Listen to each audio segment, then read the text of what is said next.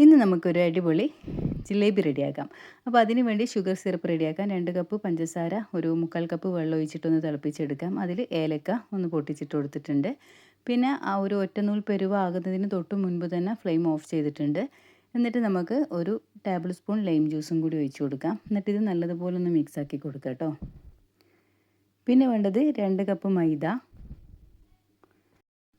അങ്ങനെ 2 കപ്പ് മൈദ ചേർത്ത് കൊടുത്തിട്ടുണ്ട്. പിന്നെ ഒരു ടീസ്പൂണ് കോൺഫ്ലോർ ചേർത്ത് കൊടുക്കാം. ഒരു ക്രിസ്പിക്ക് വേണ്ടിയിട്ടാണ്. പിന്നെ മധുരം ബാലൻസ് ചെയ്ത് കിട്ടാൻ വേണ്ടിയിട്ട് ഒരു 1/4 ടീസ്പൂൺ ഉപ്പ്, പിന്നെ ഫുഡ് കളർ ചേർത്ത് കൊടുക്കാം. പിന്നെ 2 കപ്പ് വെള്ളം ചേർത്തൊന്ന് മിക്സാക്കി ബാറ്റർ ഇതുപോലെ ആക്കി എടുത്തിട്ടുണ്ട്. പിന്നെ ഞങ്ങൾ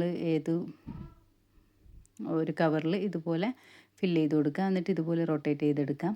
അപ്പോൾ ഇത്രയേ ഉള്ളൂ. വളരെ സിമ്പിളായിട്ട് ചെയ്തെടുക്കാവുന്നതേ ഉള്ളൂ. പിന്നെ നിങ്ങൾ ഷുഗർ സിറപ്പിലേക്ക് ഇത് ഒന്ന് ജസ്റ്റ് ഒന്ന് മറിച്ചിട്ട് അത് ഷുഗർ സിറപ്പിലേക്ക് ഇട്ട് കൊടുക്കാം.